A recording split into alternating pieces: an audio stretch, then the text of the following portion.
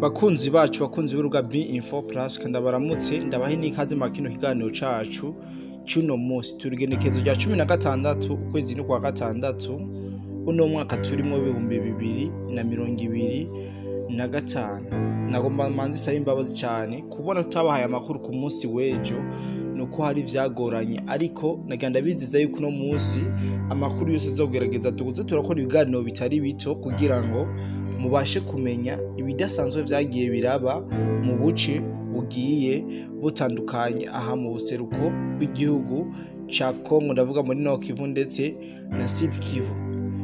No munsi mu nkundire tuyage kuri ibintu mu gisagara ca Bukavu harayihumvikanye amasasu menshi cyane abantu baribaza ati amasasu ni bande bayarashe vyavuye kuki mbega ni wazarendo yoba yahonyoje ikirenge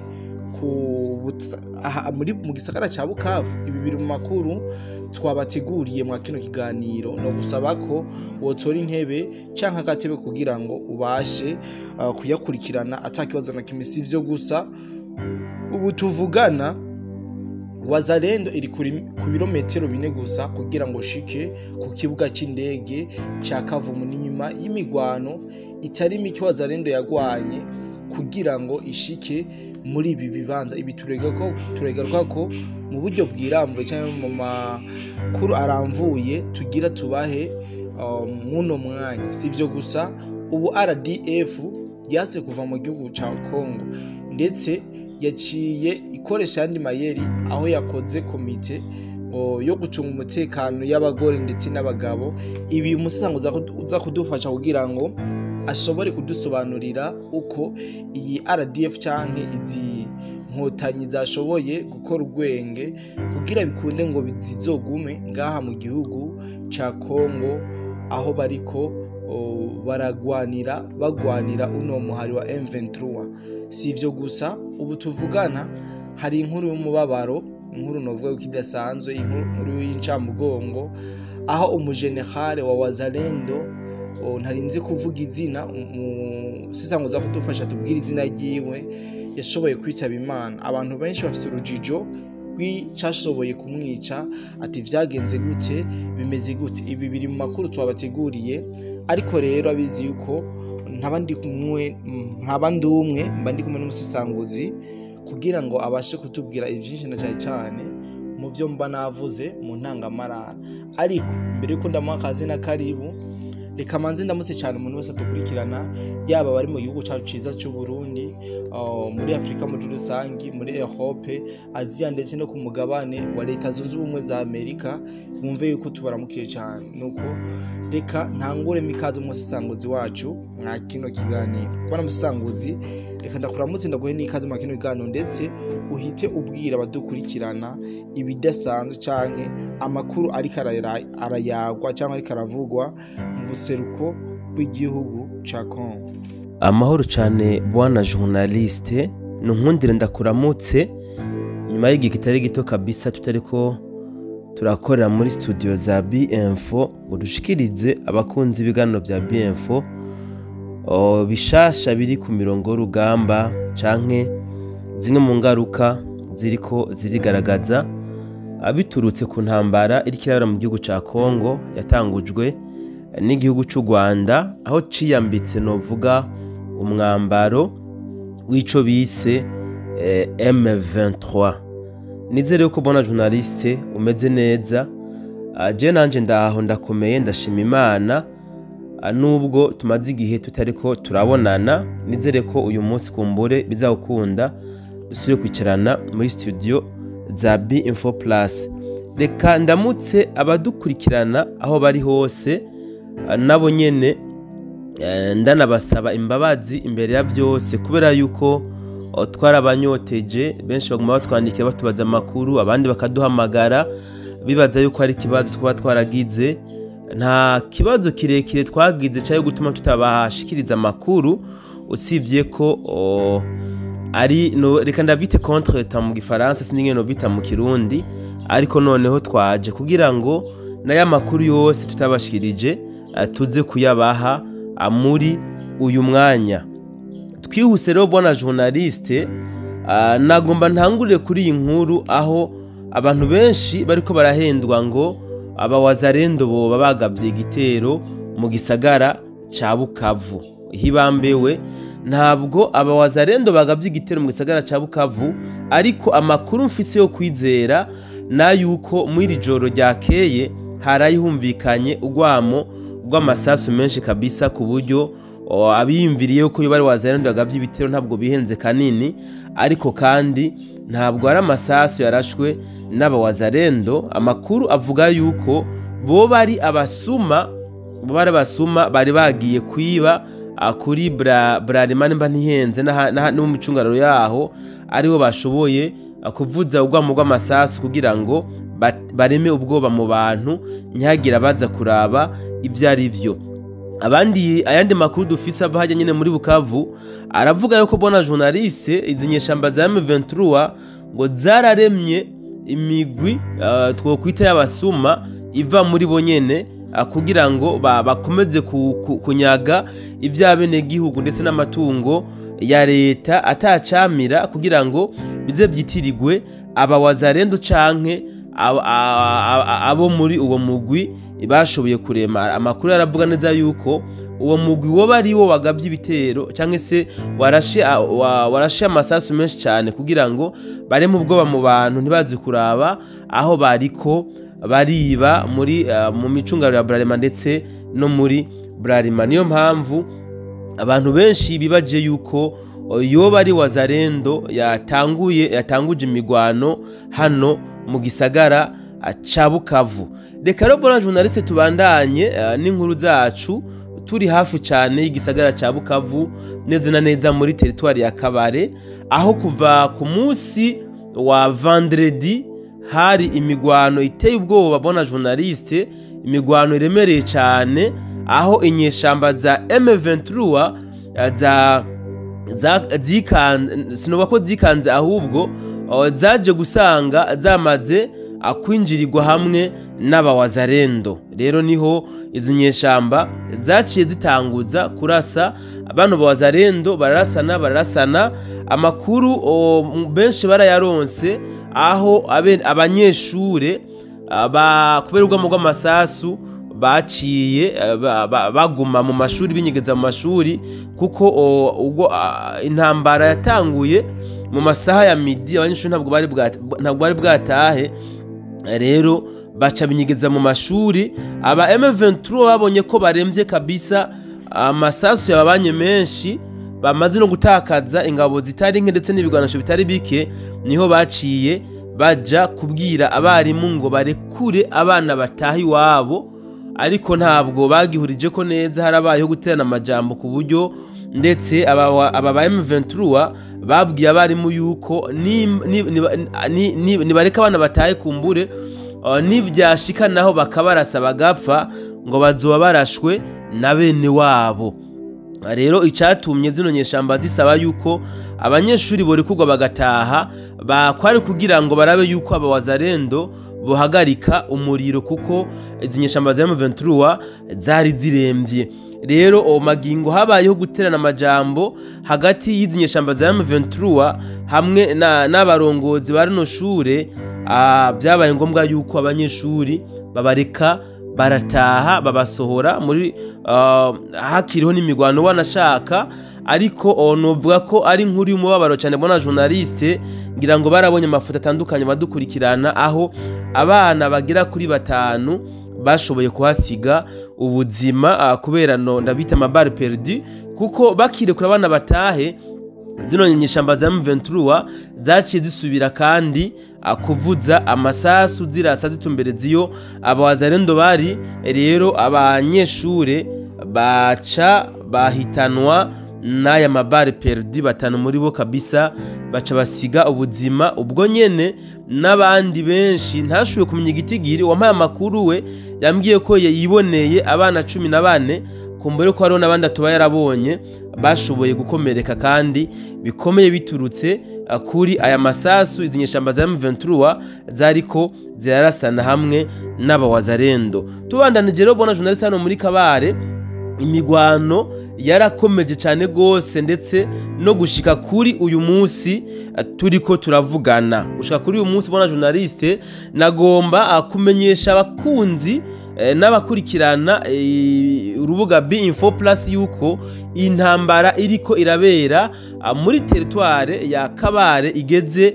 ku birometero 4 gusa n'ikibuga c'indege ca Kavumu. Aya n'amakuru mfise yo kwizera, ata muntu numwe aza kuyamvuguruza ko bwana journaliste, intambara muri territoire ya Kabare igeze ku birometero 4 gusa hamwe n'ikibuga c'indege ca Kavumu. Tumenyeshe kandi n'abadukurikirana yuko paruwase ya Ekereziya Gatolika ya hano nyene muri Kabare yaramaze kwigarurirwa n'abawazarendo. Utuvugana kuva ku munsi wejo iyi paruwase iri mu minwe y'aba wazarendo. Rero nshatse gutanga umuco ku bantu baguma bavuga yuko ikibuga c'indege ca Kavumu coba kiri mu minwe y'aba wazarendo na FDNB. Oya kabisa, ntabwo barashobora kuhahonyora, kiretse nimba bo babahonyoye. Ubu nyine ndiko ndagushikiza amakuru bona journaliste, ariko amakuru je mfise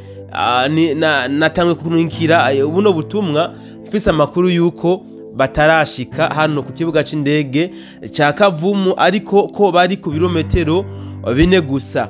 Byumvikane yuko rero bona journaliste, haba muri territoire ya Kabare haba muri territoire ya Karehe hose abawazarendo basotera ikibuga c'indege ca Kavumu. Nukuvuga intambara bariko baragwana canke urugamba batanguje, umuntu acabona neza yuko atahandi bariko baratagetinga atari ku kibuga c'indege ca Kavumu. So amakuru rero dufise bona journaliste ava mu bene gihugu bari ngaha muri Kabare aremeza yuko FDNB iriko irafashanya na wazarendo kugira ngo bashobore kwirukana izi nyeshamba za M23 hano muri Kabare, kandi baremeza neza yuko FDNB ku munsi wejo yongeye ingabo nyinshi zagaragaye hano muri Kabare, ndetse n'ibigwanisho bya gisirikare biremereye. Bivuze yuko rero bakenyereye urugamba. Ariko kandi no kuyandi makuru aratubwira yuko izi nyeshamba za M23 na RDF nabo nyene ngo ku munsi wejo nyene nabo barashoboye kongera izindi ngabo hamwe n'ibindi bigwanisho bya gisirikare hano muri Kabare, ngo kandi no ku kibuga c'indege barashoboye kuharanforsa izindi ngabo, bashoboye nako kwashira izindi ngabo ndetse n'ibigwanisho, kuko baramaze kubona yuko atahandi hantu abawazarendo na FDNB bariko barasotera atari hano ku kibuga c'indege ca Kavumu. Amakuru yo muri territoire ya Kabare bona journaliste, ntabwo twavuga ngo tuyamare, ariko twomenyesha abadukurikirana yuko kuva ku munsi wa vendredi, aho twovuga ko intambara zasutamye cyane gose muri territoire ya Kabare, turafise amakuru avuga yuko hashoboye kugwa nako hamaze kugwa bene gihugu barenga 9. Aya n'amakuru yemezwa kandi na societe civile, aho mbere bo basaba yuko abahanganye bogerageza kuza barubahiriza agateka akazina muntu, bakareka guhohotera abene gihugu mu vyo basanzwe barimwo. Twibukanye kandi yuko abawazarendo bamaze gutanga amatangazo cyangwa se baramaze gusora amatangazo aho babwira abene gihugu yuko bova mu nzira, cyane cyane bayerekeje ku bamama babasaba yuko ngo nibo bakunze guhitanwa n'ibibiza, bitwaze yuko ngo bariko barondera imiryango, babasabye yuko bova mu nzira cyane cyane ku mabarabara arengana, ngo kubera yuko bagiye kuhakorera ibikorwa biremereye cyane bya gisirikare. Bongeye kandi bona journaliste barasaba kandi banihanangiriza abene gihugu bari hafi y'ikibuga c'indege ca Kavumu yuko bokinjura bakava mu nzira, ngo kuko urugamba batanguje ntibarota baruhagarika badashitse ku ntego bihaye. Bona journaliste rero murumva yuko n'abadukurikirana abawazarendo muri territoire ya Kabare ndetse na Karehe ntabwo bariko bararota basubira inyuma, kukabanka ko bona journaliste akari mu menyo y'imbwa bakuzayo buhiri. bivuze ngo izi nyeshamba za M23 nizitakora ibishoboka ngo zirase aba wazalendo na FDNB bahave bakaraba nabi, FDNB na wazalendo nibo baza kubarasa babomore kabisa, babakure hano muri kino muri bino bice sindabite bigaruriye ahubwo bahawe hamwe na FRDC. Reka mbandanize inkuru yanje bona journaliste mu gisagara ca Goma, aho inyeshamba za M23 na RDF baherutse kwereka isi yose yuko bashizeho cyangwa se batanguje icese novuga societe ijeje gucungira umutekano w'abantu n'ibintu, ibyo dukunze kwita mu Kirundi ngo nabasiti. Aho mbere amakuru dufise bona journaliste avuga yuko aramayeri iki gisirikare cy'u Rwanda cyakoze kugira ngo bikunde ntikive hano mu gihugu ca Kongo. Amakuru dufise aremeza yuko iyi societe igizwe n'abasirikare b'igihugu cy'u Rwanda hamwe n'aba M23 kandi rimwo abahungu n'abakobwa. Rero bona journaliste murumva yuko izi nyeshamba za M23 hamwe na RDF kwiyumvira yuko bashobora kuva hano mu gihugu ca Kongo kuneza. Reka ndavyite yuko ko bari kwihenda cyane, kuko baramaze kubona yuko hano hantu hamera, baramaze kubona yuko hano hantu ariho habafatiye runini cyane gusumba mbere igihugu cy'u Rwanda. Niyo mpamvu kwiyumvira yuko bashobora kuhava kuneza bona journaliste ari ukuhenda cyane gose, kuko amayeri bakomeje kuyagwiza yo kugira ngo bashobore kuharambira cyangwa se bashobore kutazohava nk'uko abantu benshi bariko barabyumvira. Ariko kandi twibutsa yuko n'abawazalendo bataboroheye, kubera yuko ibitero bariko baragaba haba muri Kivu y'amajepfo cyangwa Kivu y'amajyaruguru, birerekana kabisa yuko abawazalendo nabo bafise intumbero bariko kandi batarota bava kurizima.